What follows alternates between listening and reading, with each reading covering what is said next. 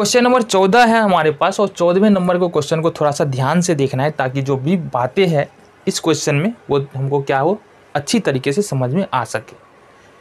तो क्वेश्चन पढ़ेंगे और जानने की कोशिश करेंगे किस प्रकार से इस क्वेश्चन को हम कर सकते हैं। क्वेश्चन क्या कह रहा है, एक त्रिभुज ABC की भुजाएं AB और AC, त्रिभुज ABC हमको दिया है, भुजा AB और AC तथा माध्यिका AD, AD क्या है, माध्यिका है।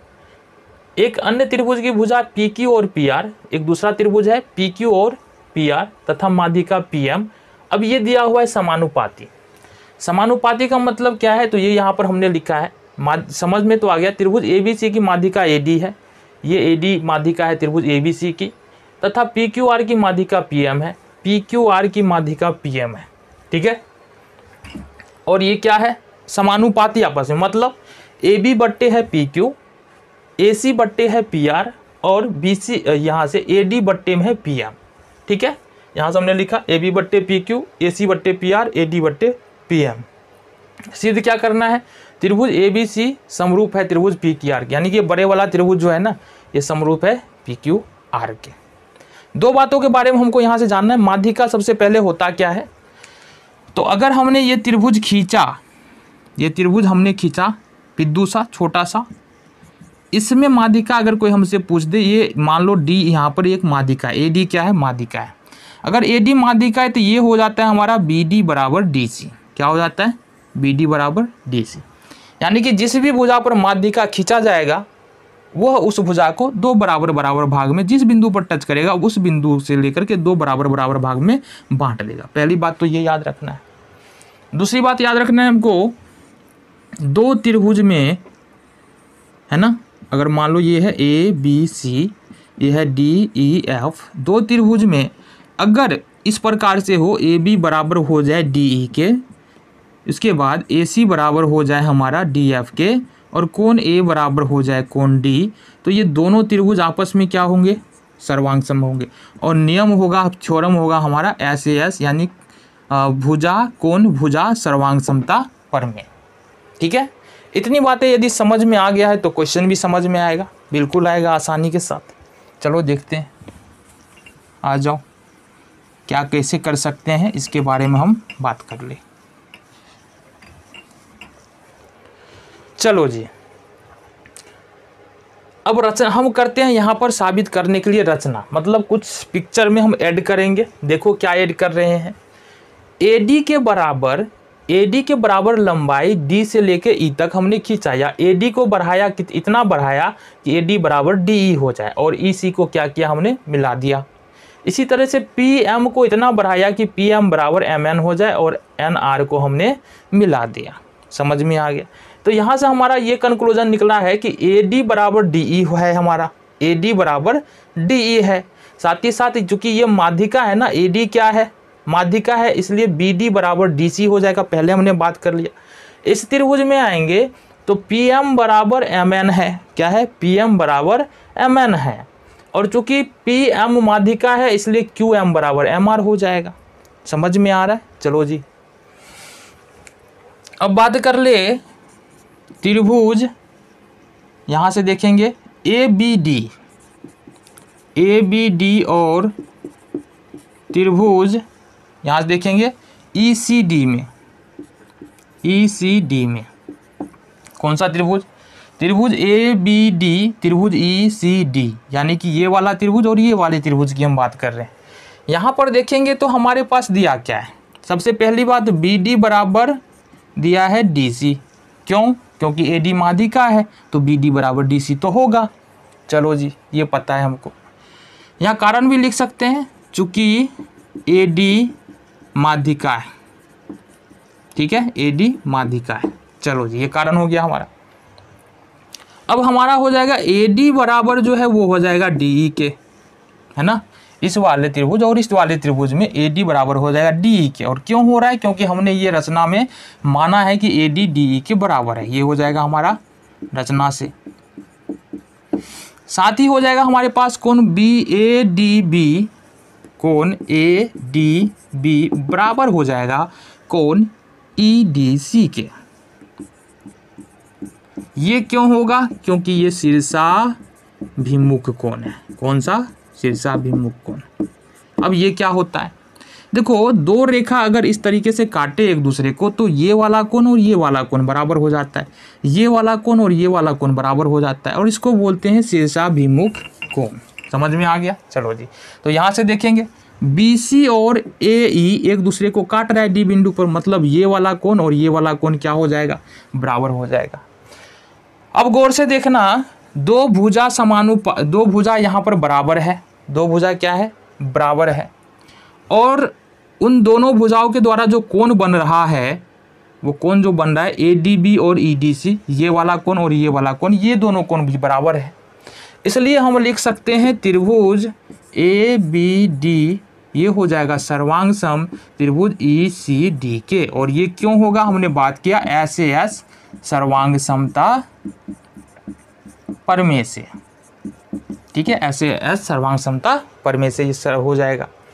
अब जब दो त्रिभुज आपस में सर्वांगसम हो गए ना, क्या हुए, दो त्रिभुज जब आपस में सर्वांगसम हो गए तो यहाँ से देखो ये और ये तो हमारा पहले से बराबर है, ये और ये तो हमारा पहले से बराबर है, हमारा हो जाएगा AB बराबर EC। क्या हो जाएगा, AB बराबर, इसलिए लिख सकते हैं AB बराबर EC, इसको मान लेंगे समीकरण 1। साथ ही साथ हमारा हो जाएगा कोण, देखो ये वाला कोण BAD, कोण BAD बराबर हो जाएगा कोण, यहाँ से देखेंगे BAD किया, कोण E, इसको समीकरण 2 मान लो। हमने क्या कहा, ये दोनों त्रिभुज सर्वांगसम है, इसका मतलब ये कोण इस कोण के बराबर, ये कोण इस कोण के बराबर, ये कोण इस कोण के बराबर, तो हमने साबित ही किया है, ठीक है। तो ये कोण हमारा मेनली इससे काम था कि ये कोण इस कोण के बराबर है, जिसको हमने लिखा है कोण BAD बराबर कोण E। हो गया, आ जाओ अब देख लेते हैं इस वाले त्रिभुज में, त्रिभुज किसमें, PQM और NRM में। अब त्रिभुज PQM एंड NRM में आ जाओ जी। इसमें क्या देख सकते हैं, इसमें हमारे पास क्या निकल के आ रहा है, फिर QM बराबर MR तो होगा ही, क्योंकि PM माध्यिका है। ये हो जाएगा हमारे पास QM बराबर PM, MR हो सकता है, QM बराबर MR हो सकता है ना। साथ ही साथ हमारे पास हो जाएगा, यहाँ से कारण लिख देंगे, क्योंकि PM माध्यिका है, ठीक है। चलो जी नेक्स्ट चलते हैं, हमारा हो जाएगा AM बट्टे MN, AM बराबर AM बट्टे MN। ये क्यों हो जाएगा, ये रचना से हो जाएगा, रचना में हमने माना था, देखो जाके, है ना, AM नहीं होगा PM ना, हाँ PM बराबर MN हो जाएगा, ये PM बराबर MN हो जाएगा। चलो जी, ये इतनी बात पता होगी। साथ ही साथ हमारा क्या हो जाएगा, कोण PMQ, कोण PMQ बराबर हो जाएगा हमारा कोण NMR के, कोण NRM के, यानी कि ये वाला कोण बराबर हो जाएगा इस वाले कोण के। क्यों हो जाएगा, क्योंकि वही वाला बात, ये एक दूसरे को काट रहा है, सामने वाला कोण होता है बराबर, जिसको बोलते हैं शीर्षाभिमुख कोण। ये क्यों हो जाएगा, ये है शीर्षाभिमुख कोण, ठीक है। चलो जी, फिर से हमने क्या किया, QM बराबर MR साबित किया, QM बराबर MR और PM बराबर MN, और इसके बीच का कोण बराबर है। इसका मतलब यहाँ पर हम लिख सकते हैं, इसका मतलब यहाँ से हम लिख सकते हैं क्या, त्रिभुज क्या हो जाएगा, इसलिए हम लिख देंगे, इसलिए त्रिभुज यहाँ से लिखेंगे, क्या लिया हमने, PQM सर्वांगसम हो जाएगा त्रिभुज, यहाँ से दूसरा लिया हमने NRM के, NRM के, कौन सा त्रिभुज, PQM NRM, इस वाले त्रिभुज का सर्वांगसम ये वाला त्रिभुज हो जाएगा। अब ये भुजा तो इस भुजा के बराबर है ही, ये भुजा इस भुजा के बराबर है ही, पहले से दिया हुआ है, तो ये भुजा बराबर हो जाएगा इस वाले भुजा के, ठीक है। मतलब इसलिए हम लिख सकते हैं PQ बराबर, ये लिख सकते हैं यहाँ से NR लिख सकते हैं, समीकरण नंबर इसको मान लेंगे 3। साथ ही साथ हमारे पास क्या आ जाएगा, QPM बराबर, कोण QPM बराबर लिख सकते हैं कोण N, ये समीकरण नंबर 4 मान लेंगे इसको, है ना। ये कोण इस कोण के बराबर, ये कोण हो जाएगा हमारा इस कोण के बराबर, और ये वाला कोण हो जाएगा कोण एन के बराबर। ये हमने क्या क्यू पी एम यहाँ पर लिखा, क्यू पी एम, ये वाला कोण इस कोण के बराबर हो जाएगा। ठीक है, तो ये हमने समीकरण 4 मान लिया। चलो जी, इतना हम रहने देते हैं यहाँ पर। अब हमारे पास दिया क्या है, जरा ये देखो, दिया है क्या दिया है जरा बता दो। ए बी बट्टे पी क्यू, ए बी बट्टे में पी क्यू बराबर है ए सी बट्टे में पी आर, ए सी बट्टे में पी आर, और ये बराबर है ए डी बट्टे में पी एम, ए डी बट्टे में पी एम। ठीक है, चलो जी नेक्स्ट चलते हैं। अब यहाँ से एक बात हमको बता दो, ए बी बराबर हमने यहाँ पर क्या साबित किया है, ई सी, तो यहाँ से लिख सकते हैं ए बी की जगह पर ई सी बट्टे, दूसरी बात पी क्यू बराबर हमने क्या साबित किया, एन आर, यहाँ से लिख सकते हैं पी क्यू बराबर के जगह पर एन आर बराबर ए सी बट्टे हो जाएगा पी आर बराबर। अच्छा, ए डी को हम ऐसा लिख सकते हैं क्या, 2 ए डी बट्टे 2 पी एम, क्योंकि 2 से 2 कट जाएगा ना, तो हमारा फिर ए डी बट्टे पी एम ही बचने वाला है। अब ये लिखने से फ़ायदा क्या होगा अभी पता चलेगा, देखो ज़रा, ये लिख सकते हैं इसको ई सी बट्टे एन आर बराबर ए सी बट्टे पी आर, और बराबर यहाँ पर 2 ए डी। देखो ए डी के बराबर है डी, इसका मतलब हम लिख सकते हैं A D plus D E, है ना। पहले हम ये बताते हैं ए डी बराबर है किसके, डी ई के, ये हमने रचना में माना ए डी और डी ई बराबर है A D plus D E, और इसको हम क्या लिख सकते हैं ए डी, और ए डी बराबर है डी ई के, तो डी ई की जगह पर ए डी लिख सकते हैं। तो A D plus A D बराबर 2 ए डी, और ये क्या है 2 A D, A D plus D, यानी ए डी प्लस डी क्या है, ये ए ई है, A D plus D E क्या है, ए ई है, इसलिए ए ई को क्या लिख सकते हैं 2 ए डी लिख सकते हैं। तो यहाँ से हम ए ई ले लेते हैं यहाँ से। इसी तरह से 2 पी एम का मतलब क्या हो जाएगा, पी एन हो जाएगा, क्या हो जाएगा यहाँ से पी एन हो जाएगा। चलो जी, अब जरा हम एक बात कर लो, ई सी बट्टे एन आर आ रहा है, ई सी बट्टे एन आर आ रहा है, साथ ही साथ ए सी बट्टे पी आर आ रहा है, ए सी बट्टे पी आर आ रहा है, और ए ई बट्टे पी एन आ रहा है, ए ई बट्टे पी एन आ रहा है। इस बड़े वाले त्रिभुज में बात करेंगे, तीनों भुजा क्या आ रहा है, समानुपाती आ रहा है। इस बड़े वाले त्रिभुज में, इस बड़े वाले त्रिभुज में तीनों भुजा क्या आ रहा है, समानुपाती आ रहा है। इसलिए हम क्या लिख सकते हैं, इसलिए लिख सकते हैं त्रिभुज यहाँ से ए ई सी ये समरूप हो जाएगा त्रिभुज पी एन आर के।